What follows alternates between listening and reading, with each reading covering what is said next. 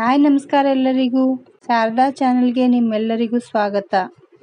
ಇವತ್ತು ನಾನು ನಿಮ್ಮೆಲ್ಲರಿಗೂ ಕರ್ಜಿಕಾಯಿಯನ್ನು ಮಾಡೋದು ತೋರಿಸ್ಕೊಡ್ತಾ ಇದ್ದೀನಿ.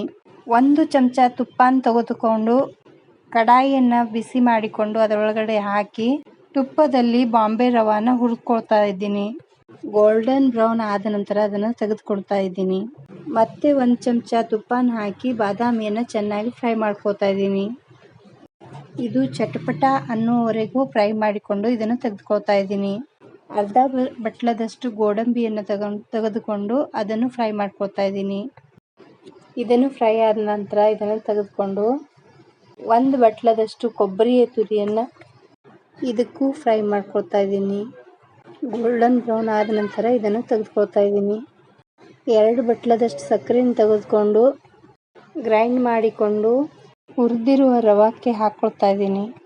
ಬಾದಾಮಿನೂ ಕೂಡ ಚೆನ್ನಾಗಿ ಗ್ರೈಂಡ್ ಮಾಡಿಕೊಂಡು ಕೊಬ್ಬರಿ ತುರಿ, ಸ್ವಲ್ಪ ಗಸಗಸೆ, ಅರ್ಧ ಚಮಚದಷ್ಟು ಏಲಕ್ಕಿ ಪುಡಿ ಇವೆಲ್ಲವನ್ನು ಹಾಕಿ ಚೆನ್ನಾಗಿ ಮಿಕ್ಸ್ ಮಾಡ್ಕೊಂಡಿದ್ದೀನಿ.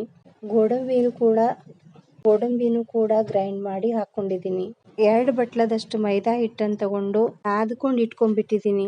ಒಂದು ಅರ್ಧ ತಾಸು ನೆನೆದ ನಂತರ ಚಿಕ್ಕ ಉಂಡೆಗಳನ್ನು ಮಾಡಿ ಪೂರಿ ಆಕಾರದಲ್ಲಿ ಲಟ್ಟಿಸ್ಕೊಂಡು ಕರ್ಜಿಕಾಯಿ ಸಾಚನ್ನು ತೆಗೆದುಕೊಂಡು 1 ಚಮಚದಷ್ಟು ಮಿಶ್ರಣವನ್ನು ಹಾಕಿ ದಂಡಿಗೆ ಸ್ವಲ್ಪ ನೀರನ್ನು ಹಚ್ಕೊಂಡ್ಬಿಟ್ಟು ಇದು ಒತ್ತೆಯಾಗಿ ಕಟ್ ಮಾಡಿಬಿಟ್ರೆ ಅದರ ಪುಡಿ ಹೊರಗಡೆ ಬರೋದಿಲ್ಲ.